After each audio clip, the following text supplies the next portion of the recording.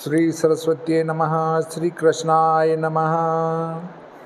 मैं श्री भादव माता पंचांगकर्ता ज्योतिषाचार्य पंडित भागीरथ जोशी लग्न सारणी समुच्चय, विश्व सायन लग्न सारणी, विश्व दिनमान सारणी, विशोपकार नयनम आदि पुस्तकों का लेखक आज आपको श्राद्ध में ग्रहण और ग्रहण में श्राद्ध कैसे करें इस पर जानकारी दूंगा। ये है श्री भादव माता पंचांग। इसके पृष्ठ क्रमांक 3 पर चंद्र ग्रहण दिया है। देखिए, निर्णय सिंधु में लिखा है कि श्राद्ध षोडश होते हैं, 16 श्राद्ध होते हैं। उसमें उनने 3-4 मत दिए। पहला मत है कि पूर्णिमा से अमावस्या तक 16 श्राद्ध। दूसरा बात उन्होंने बताई है कि तिथि की वृद्धि हो जाए। मान लो आश्विन कृष्ण की प्रतिपदा से अमावस्या तक तिथि एक वृद्धि हो जाती है तो 16 श्राद्ध। तीसरा मत उन्होंने दिया कि आश्विन कृष्ण पक्ष की प्रतिपदा से अमावस्या और आश्विन शुक्ल पक्ष की प्रतिपदा का श्राद्ध, ये 16 श्राद्ध। तो इस प्रकार उन्होंने 3 प्रकार के 16 श्राद्ध बताए हैं। आपको जैसा लगे वैसा करें। पूर्णिमा का श्राद्ध प्रोष्ठपदी श्राद्ध है, पर इसको भी करना चाहिए, ये प्रोष्ठपदी श्राद्ध हैं। अब देखिए, भाद्रपद शुक्ल पक्ष पूर्णिमा रविवार 7/9/25 को खग्रास चंद्र ग्रहण होगा। तो अब उस दिन हम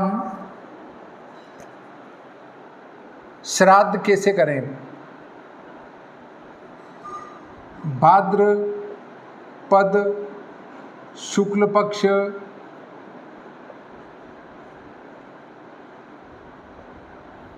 पूर्णिमा रविवार दिनांक 7/9/25 ग्रहण, चंद्र ग्रहण होगा। ये चंद्र ग्रहण रात्रि में इसका स्पर्श होगा। स्पर्श रात्रि 9:57।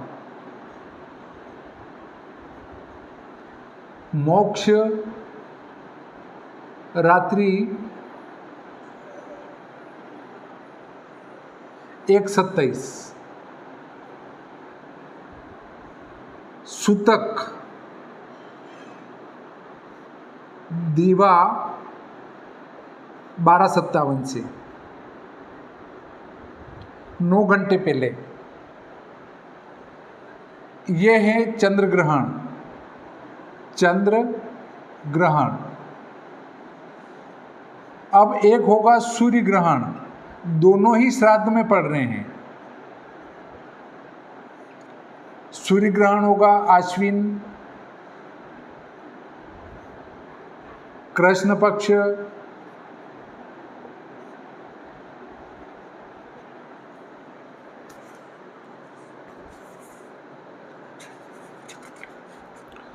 अमावस्या को होगा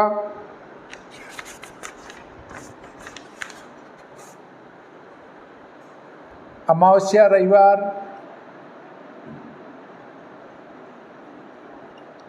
दिनांक 21/9/25।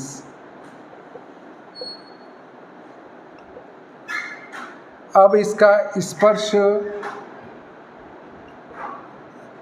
रात्रि 11 बजे।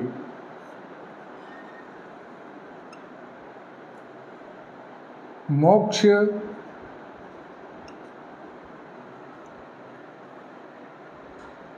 रात्रि 3:24 बजे।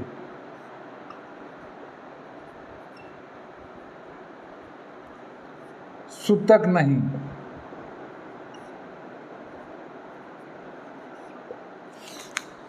अब मैं आपको पूरा समझाऊं कि आपका भाद्रपद शुक्ल पक्ष पूर्णिमा रविवार दिनांक 7/9/25, चंद्र ग्रहण स्पर्श है रात को 9:57 और मोक्ष रात्रि को 1:27 पर है। सूतक लग जाएगा दिन में 12:57 तक। तो इस दिन आपको कोई समस्या नहीं है। श्राद्ध के 2 काल हैं, एक तो अपराह्न काल और एक है मध्याह्न काल। तो चूंकि इस वर्ष मध्याह्न काल में आपकी पूर्णिमा मिल रही है, इसलिए आप 12:57 तक आपके श्राद्ध से संबंधित समस्त कार्य पूर्ण कर लें। आप अगर किसी को श्राद्ध में लेना चाहते हैं, अपने प्रोष्ठपदी श्राद्ध मनाना चाहते हैं, या पूर्णिमा का श्राद्ध करना चाहते हैं, और छोटी बच्ची हैं संध्या पूजा करना चाहती हैं, वे सब इस दिन 12:57 के पहले कर लें। अब आप कहेंगे कि इसका कर्म काल जो है बच्चियों को नहीं मिलेगा, क्योंकि उनकी संध्या पूजा है तो संध्या के समय होना चाहिए, परंतु विशेष परिस्थितियों में कुछ नियम को शिथिल करना होता है। क्योंकि संध्या के समय आपकी सूतक वेला रहेगी, और सूतक वेला रहेगी तो उसमें संध्या जी की पूजा कैसे की जा सकती है। तो संध्या की पूजा भी इस दिन में होगी 12:57 के पहले। श्राद्ध भी आपका 12:57 के पहले होगा। किसी को श्राद्ध में लेना है तो वो भी 12:57 के पहले होगा, और प्रोष्ठपदी मना रहे हैं तो वो भी 12:57 के पहले, और पार्वण मना रहे हैं तो वो भी 12:57 के पहले, और एकोदिष्ट मना रहे हैं तो वो भी 12:57 के पहले आपको मनाना पड़ेगा। फिर भी यदि आपको कोई समस्या लगती है कि नहीं हमें तो ये श्राद्ध समय पर ही करना है, तो आप पूर्णिमा का श्राद्ध अमावस्या को कर सकते हैं। यदि आप 16 श्राद्धों में से कोई भी श्राद्ध चूक जाते हैं तो वो सब भूल चूक लेनी देनी अमावस्या को। अमावस्या को भी आप पूर्णिमा का श्राद्ध कर सकते हैं, उसमें कोई दिक्कत नहीं है।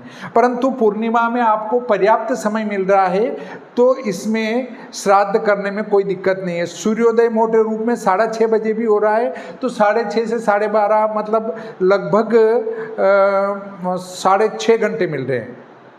तो 6.5 घंटे में तो भोजन भी बन सकता है, तर्पण, मार्जन, पिंड जो भी करना हो कर सकते हैं। इसलिए भाद्रपद शुक्ल पक्ष के ग्रहण से आपके श्राद्ध में किसी प्रकार का कोई अंतर आने वाला नहीं है। अब आते हैं आश्विन कृष्ण पक्ष अमावस्या रविवार 21 सितंबर को, जो हमारी सर्वपित्र अमावस्या है। अब उस सर्वपित्र अमावस्या का श्राद्ध कैसे किया जाए, क्योंकि उस दिन भी ग्रहण है। अब आप कहेंगे कि आपने लिखा है रात्रि 11 बजे ग्रहण, तो सूर्य ग्रहण रात्रि को कैसे होता है।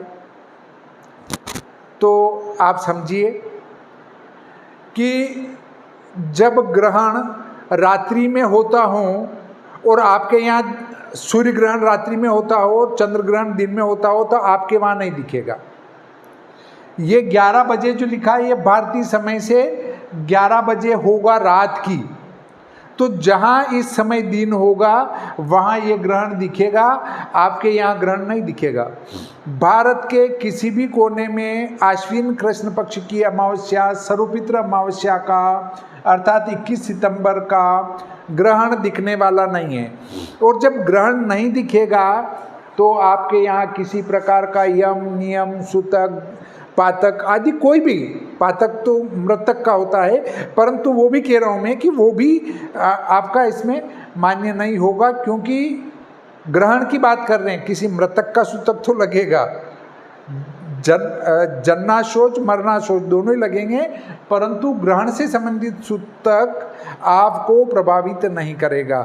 इसलिए आप सर्वपित्र अमावस्या को दिन भर जब चाहें श्राद्ध कर सकते हैं। अपराह्न काल में कर सकते हैं, मध्याह्न काल में कर सकते हैं, एकोदिष्ट कर सकते हैं, पार्वण कर सकते हैं। तो देखिए अब आपके दिमाग में प्रश्न ये आ गया कि फिर ये ग्रहण दिखेगा कहाँ, तो वो भी बता देता हूँ। पृष्ठ क्रमांक 4 श्री भादव माता पंचांग, ये इसमें लिखा है यह ग्रहण साउथ पैसिफिक अंटार्कटिका में खंडग्रास रूप में दृश्य होगा। अंटार्कटिका महाद्वीप में और साउथ पैसिफिक में ही यह ग्रहण दृश्य होगा। भारत में इस ग्रहण से संबंधित वेद, सूतक, स्नान, दान, पुण्य, कर्म, यम नियम मान्य नहीं होंगे। पृष्ठ क्रमांक 4 देख सकते हैं आप। तो इस प्रकार आपके श्राद्ध पर दोनों ग्रहणों का कोई प्रभाव नहीं होगा। पहले ग्रहण का अवश्य प्रभाव होगा, पर वो आंशिक प्रभाव होगा। आपको दिन में 12:57 के पहले ये मना लेना पड़ेगा। क्या? श्राद्ध, प्रोष्ठपदी मनाओ, पार्वण मनाओ, एकोदिष्ट मनाओ। और सूर्य ग्रहण आपके यहाँ दिख ही नहीं रहा है, वो तो अंटार्कटिका में दिख रहा है, तो सूतक वगैरह वहाँ लगेंगे। आपके यहाँ किसी प्रकार का कोई सूतक नहीं लग रहा है, इससे आप दिन भर श्राद्ध मना सकते हैं। इस प्रकार आज का ये प्रकरण यहीं समाप्त होता है। श्री सरस्वती नमः। श्री कृष्णाय नमः।